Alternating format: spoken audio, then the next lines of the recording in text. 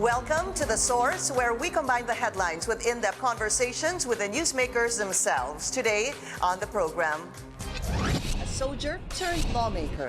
Tayo po ay nagprotesta sa gobyerno. Nagnais po tayong maka-impluensya ng pulisiya sa ating gobyerno, kaya nga sumali tayo sa politika. All set for his next battle, the senatorial race. Consistent ang Magdalo mula noon hanggang ngayon sa pagtayo laban sa korupsyon.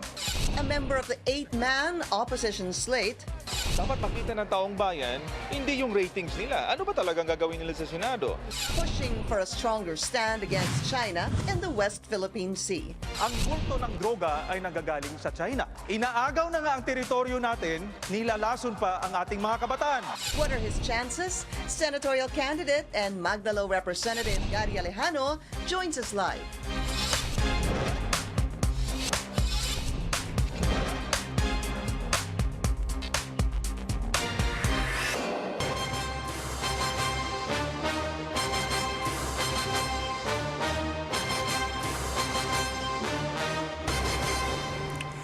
Thank you for joining us. I'm Pinky Webb. Long road ahead for a former Marine captain and Magdalo soldier turned member of the House of Representatives as he tries to win a seat at the Senate. He's no stranger to battles, from fighting terrorists in Mindanao, joining a mutiny against former President and now House Speaker Gloria Macapagal Arroyo, and calling out the present administration on its dealings with China. He is also the first lawmaker to file an impeachment complaint against President Rodrigo Duterte. But can he get enough support and votes to win?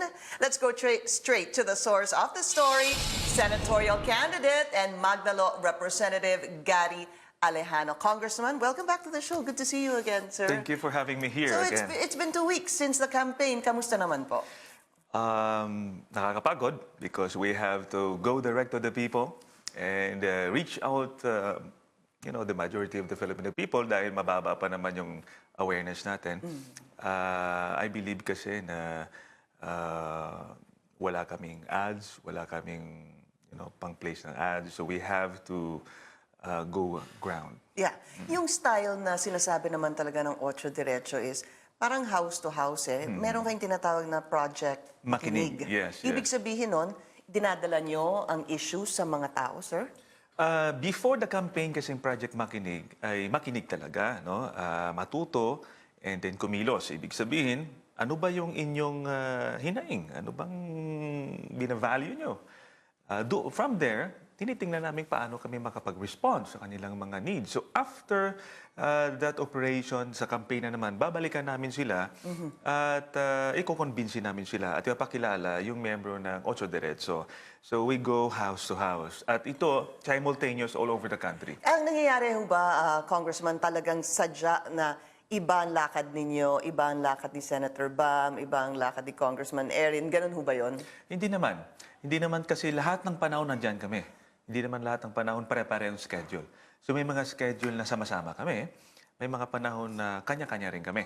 No? So gano'n naman talaga. But it gives this impression, Congressman, somehow na walang unity ang Ocho Diretso o medyo watak-watak kayo. What do you say to that? Hindi ako naniniwala doon.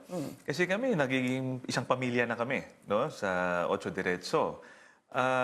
Aminado kami na kasi yung schedule may kanya-kanyang priority ng area, eh, no? So hindi talaga nagkakasama. But who sets the priority schedule for... Kanya-kanya ho ba kayong gawa ng schedule o meron kayong tagagawa Meron ng ho schedule? ang aming kasing campaign manager, si Senator Kiko Pangilinan. So meron silang propose na mga schedule and then mag-signify ka doon, no? So hindi naman automatic na you cancel everything, no? Except, for example, napaka-importante, launching, Yeah. diba? Like in Naga City, so you have to be there, no? So yung mga ganon. Pero all the rest, signify ka lang. Sige, sama ako dyan. No? Ito, pasensya, hindi ako makasama dyan. So hindi ibig sabihin, hindi kami united. I see. So, it's a choice among the Ocho Diretso candidates kung saan sila pupunta unless it's a big campaign rally. Yes. Yun yung mandato na magsama-sama kayong Ocho. Yes, kasi yung kasama namin example, hindi naman merong maraming choices, no? So yung iba na marami na ring contacts, meron na silang na-set ng mga schedules. Yeah. So mas maganda ito sa wala masyadong contacts, like yung first time na tumatakbo. So dito kami sasama kasi sinet nyo na. Yung sila ni Senator Bam, Senator Marrojas, may mga pre-arranged na sila. So, we understand that. No? Kahit sa akin, hindi rin ako ma-attend all the time. Yeah. Yeah. Congressman, pag nakikita niyo po ang rally or yung style ng pangangampanya ninyo, which is house to house, and compare it to the rally of, let's say, Hugpong or PDP, nakikita niyo ho ba yung advantage nila na malaking sorte, maraming nanonood sa kanila, na nabibigay nila yung kanilang plataforma sa tao? I hope plataforma yung sinasabi nila kasi so far nakikita natin mukhang entertainment lang naman. Ano? Yes, nakakaingit din naman dahil imagine mo, wala ka ng pagod, pin-repair na sa'yo, inipo na yung thousands of people in a gym, di ba, in a plaza, sasalita ka na lang. Sa amin, we go direct to the group of farmers, group of fishermen. So, nakakapagod, iikot-ikot ka. Pero yung advantage dito, we go direct to the people. Yeah. Naririnig namin yung hinaing nila, nakikita namin sentimiento nila. And hindi yung one shot, tapos na. Oo. Pero anong disadvantage nun? Because as an outsider, the disadvantage I see, sir, how will you reach as many people as possible? Let's look at let's say, give it an example, Hugpong. I don't know, sir, they could probably have 1,000, maybe 500. Yes. Kayo, at one time, nasa palengke kayo ng Marikina 2 days ago. Yes, Hindi ba? Ilan ang taong naabot nyo doon? Well, ang dami. Puno yung market eh. No? Ang sa akin lang ganito, it does not mean that, you know, the people will automatically support you. Yung sa Hugpong activities, ni-require sila ng local government eh. Nagtatrabaho sa munisipyo. Yung mga job orders sila, no? Pinapaipon nila. So walang choice sila kasi baka matanggal sila sa trabaho eh. So it does not mean support sila kaagad doon. So hindi sigurado yan. So you're saying that in spite of that crowd, that's not a sure vote for these Yes, it's senatorial candidates. What do you mean when you say that? Meron naman ho talagang sinasabi na sa kanila, may mga kumakanta, meron ho nagpapatawa. Is that the wrong style of campaigning, you think, sir? Alam nyo, nakita na natin yan in the past eh. No? Tapos pagkatapos ng election, at pag ang kandidato hindi nag-deliver, maraming masama ang loob. Actually, kasi ako organizer ako ng Samahang Magdalo noon pa. I go direct to the people. Ang sinasabi natin, hindi tayo responsible sa pagboboto natin. In fact, minsan binibenta pa natin, hindi natin kilala yung kandidato, artista lang, okay na. Pero pagkatapos ng eleksyon, masama ang loob mo dahil maraming nagdanakaw sa gobyerno. So ibalik natin ngayon ang issue sa taong bayan, kayo naman ang nagboboto eh. Ba't tayo nagagalit? So wag niyong itapon ang boto nyo at pagkatapos nagsisisi. Because hindi matatapos ang problema sa ating bansa kung ganun ang polisiya. In fact, pag ako'y nag-house to house at saka pumunta sa public market, mayroong nagsasabi, wala bang perang kasama dyan, no? I take time to explain. Alam niyo ma'am, pag ginaganon yung kandidato, babawiin niya yan sa pwesto pag nanalo. So, hindi dapat ganon. Congressman, marami pang ganon. Yung nagsasabi na, o mangilan-ngilan lang yung... Meron pa rin. Meron pa rin na maganda sana may paipit dyan sa iyong flyer, di ba? Kahit noon pa in the past elections, medyo umiinit ang tenga ko doon, no? Kasi hindi ito biruan ang pagpapatakbo ng gobyerno o sumali sa gobyerno. Napiko na ho ba kayo nang hingan kayo ng ano tawag doon? Paipit o bonus dyan sa leaflet? Well, in a way, I know how to control myself. Yeah. Pero admittedly, napipiko na ako sa mga ganun. Has it come to a point na pinagsabihan niyo talaga ng tuloy-tuloy ang isang tao because humingi ng gano'n? Sinabihan ko. Ang sabi ko na, alam niyo ma'am, kaya nga kami pumupunta sa inyo para makilala niyo kami. Hindi sa pera. At isa pa, hindi binibili ang boto. Tapos pangalawa, kung pinipressure ng mga nagboboto ang mga kandidato, ang kandidato gusto manalo, pagbigyan kayo, saan niya kukunin yung pera? Ang liit lang naman ng sweldo ng isang congressman o isang senador. But they're willing to fight it out, spending hundreds of millions. Yeah. No? So, yun yung ipanapaliwanag natin. I wanted to go back to my question a while ago about, some candidates singing and possibly dancing or meron pang skit, which I'm gonna go to a little later on. Is there something wrong with that kind of campaigning? Well, in a way, di naman natin mapipigilan yan. Importante lang yung maliwanag na plataforma nila or legislative agenda maparating sa taong bayan. Example, Ang dami nyo, 10 kayo o 15. Imagine mo, paano mo pa ma-explain yung agenda mo? Diba? Magsasalita na lang at merong entertainment. Ang purpose naman kasi ng entertainment is to keep people there. Yeah. Kasi pag wala na yung entertainment, aalis na sila, makikinig sila sa kandidato, lalaya sila. So that's a strategy to keep people. So most likely, bakit mo ginagawa yan? The people are there to listen to the entertainment. If Ocho had this type of campaign, for example, yung ganito, may stage, may mga maraming streamers, may host, would you, as a candidate, eventually, sir? Because sa totoo lang naman, pwede kang magbigay ng plataforma, but that could possibly bore some of the people. So, gagawa ka din ng paraan para ma-entertain sila. Would you possibly sing? Magpapatawa ho ba kayo? Well, sa akin, parang namimilipit ako dyan. No? Kasi katulad sa amin sa Naga, no? Meron namang kumanta doon. Ibig sabihin, may guest na kakanta. No? Part lang yan ng hindi monotonous yung programa. No? Nabe-break, di ba? Na-entertain ang tao kahit paano, then balik tayo sa seryoso. Pwede yun. Pero pag ang kandidato na ang nagjo-joke at hindi na sinasabi kung anong gagawin niya, parang hirap yun. In fact, ako kumanta na rin ako sa entablado. Okay. No? Pero sa akin kasi, singing is also a communication. So, ibigay mo yung communication. Ano bang gusto mong iparating? Anong kinanta nyo? In-invite ko lang kasi ang taong bayan na kantahin ang Pilipinas kong mahal. I Because see. we should love our country. Wala nang ibang magmamahal nito, tayong lahat. So, yung mga tipong ganon. Pero kung yung iba na just for the sake of entertaining, but again, ito at the end of the day, ang tao naman ang magpipili. So, kung na-entertain ang tao at hindi niya nakuha yung substance, sila naman yung recipient ng services ng mga kandidato na naihalal nila. We'll be taking a short break. This is The Source on CNN Philippines. Still to come, his stand on key issues, the influx of Chinese workers in the country, and same-sex marriage. Senatorial candidate Gary Alejano will still be with us after the break. You're watching The Source on CNN Philippines. Our guest today is senatorial candidate and Magdalo Representative Gary Alejano. Sir, kulang ho ba kayo sa pera? Yes. Mula noon, nagsimula kaming pumasok sa elections, kulang talaga. Kasi doon ang temptation, example na sa pwesto ka na, at ginagawa ito, sinabi sa amin, mag-impok ka para pagdating ng elections, di na mahirap. Pero the way you save money or you prepare, saan mo kukunin yun? No? Maraming mga pwedeng rackets na pwedeng gawin dyan. Pero we have committed to ourselves that we should not play the traditional rules of the game at huwag tayong mag-commit ng corruption because the moment we do that, wala na yung ating ipinaglalaban. Anong use ng nasa pwesto ka, wala naman yung sarili mo. So, nilalabanan namin lagi yan na we stick to our principles, we go to the people directly.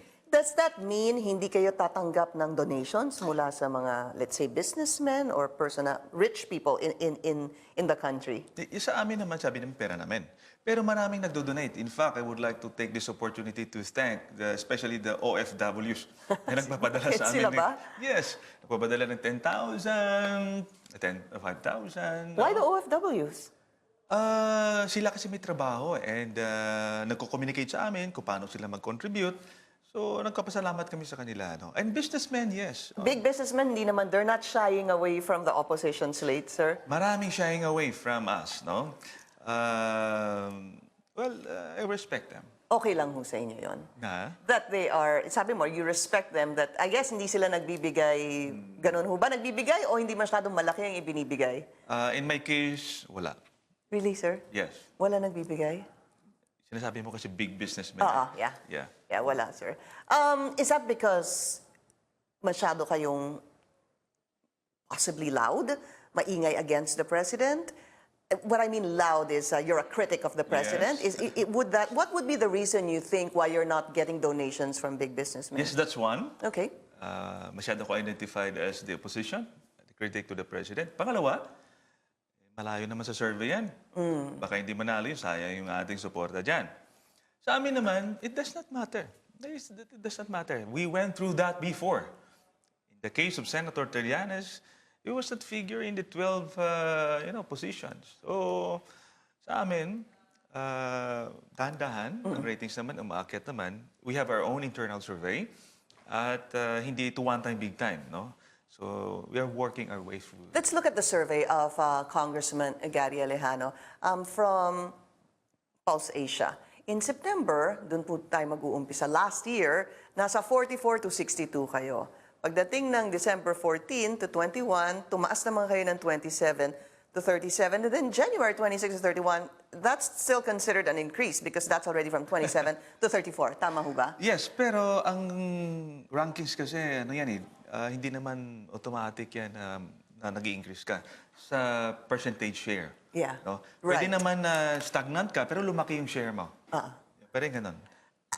Ano ho ba, now that you're seeing that, and I know that each one of you could possibly have your own internal surveys as well, when you look at a survey like that from Pulse Asia, is that discouraging or is that encouraging? Well, unang-una, before, we don't use it in our strategy. It's just a basis or guide. However, it somehow conditions the minds of the people. Parang hindi mananalo yung wag na tayo dyan. Sayang boto mo Sayang dyan. boto mo dyan. Tapos yung mga supporters namin, ba't hindi ka tumataas? Parang sayang yung pagod natin. Sinasabi ko sa kanila, ang aming survey, nakikita natin yung progress. Dahan-dahan lang tayo. Kasi mahaba pa, Mayo pa naman ang election. Ano? Wala tayong resources na one time, big time, magbuhos tayo. Wala tayong malalaking billboards before the campaign. So okay lang yan. Hayaan mo silang magtodo na. Tayo, we have nothing to lose but to gain. No? So, okay lang. How much are you willing to spend on your own? On my own, siguro mga 2 to 3 million. No? Kasi in Ganun lang, sir? Yes, yun lang. Kasi unang-una, yung aking nakareflect dun sa salin ko, no? Bulk of that ay hindi ko na consider na pera ko. Nag-impo kami para sa aming mga anak. So I can only spend so much because I cannot sacrifice the future of my children. No? Hindi ako magastos eh. Hindi ang lifestyle ko napaka-simple. Ngayon, uubusin ko after elections, saan ako pupunta? So sa akin, yung pera ko nakalaanin sa aking mga anak. I have 5 children. To you? Yes. 5 pala. Oh, medyo ano sila, no? Away from the public's eye. Dahil homeschool sila. I see. We homeschooled them for the last 9 years. For us to make up time when I was detained for 7 years. So kailangan i-homeschool namin. Nagustuhan namin. So Hinomeschool ninyo dahil you were detained for 7 years to spend more time with them? Yes, Ganun ho ba? more time with them. So, nagustuhan namin. So, tinuloy na namin. So, dalawa kaming na aking wife, si Minnie. Nagtuturo sa akin. Ang share ko, I teach math. I teach world history as part of the social studies. And I teach Bible. How do you teach? I mean, isn't that something you need to learn before you actually teach your kids? Isn't there, a way to, I don't know, sir. I mean, syempre, but why you? Why do you teach your own kids? Una, sabi ko nga to make up time. Yeah. Pangalawa, wala namang formal school noon eh. No? Ang primary responsibility na pagturo sa mga anak ay sa magulang. Especially the values. No? Okay. Understandable, yeah. Hindi mo pwedeng i-cheat yung anak mo. Example, taasan ko yung kanyang grades. Niloloko mo yung sarili mo, yung anak mo. So, talaga, pag hindi, kaya homeschool ka, pag hindi niya natutunan, ulitin mo. You spend time. That's the reason why sa Congress, pag tapos ng office ko, I have to go home because I have to teach. You said that nag-impo kayo, ito lang gagastosin ninyo dahil yung natitirang pera para sa anak niyo. Kung matalo kayo, what's next for you? It's okay. Ganun lang talaga yun. Kasi sinabi ko na noon, it's not about me. It's about the Filipino people. I'm just presenting myself. Taya ako ito para sa taong bayan at sa aking mga anak. So after this, simple yung buhay namin eh. May congressman ka man o hindi, pareho lang yan. Hindi ba nagbago kahit konti? Well, meron kasi nga, I have to relocate near to the office sa Congress. Nagre-renta lang ako. Wala akong bahay hanggang ngayon. No? Hanggang ngayon, wala kaming bahay.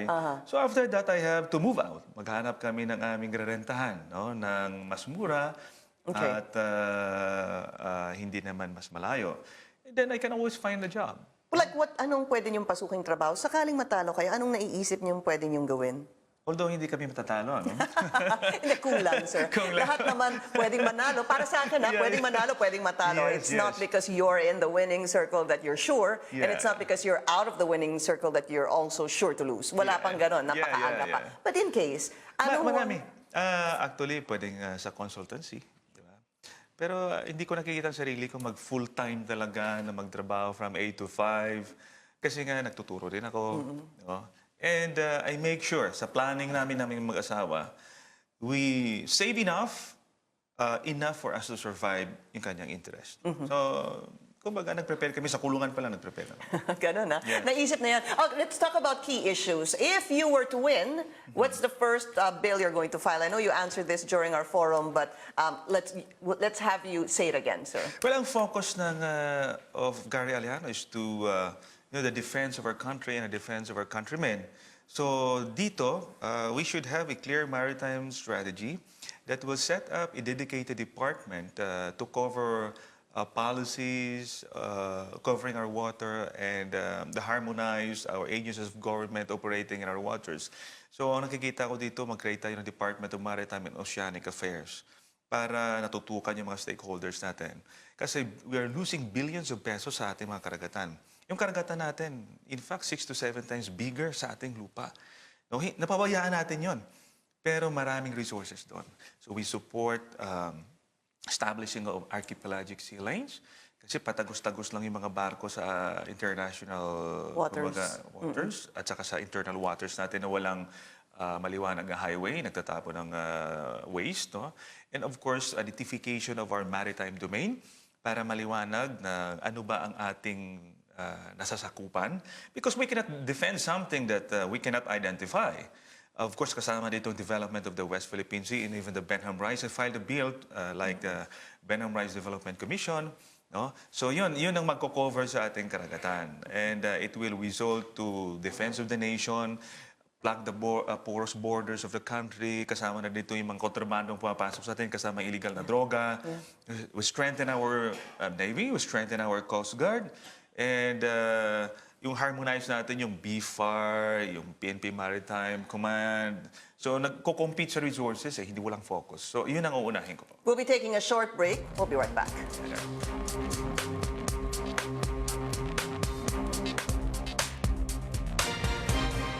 You're watching The Source on CNN Philippines. Our guest today is senatorial candidate and Magdalo Representative Gary Alejano. Remember our forum, we had a yes or no answer.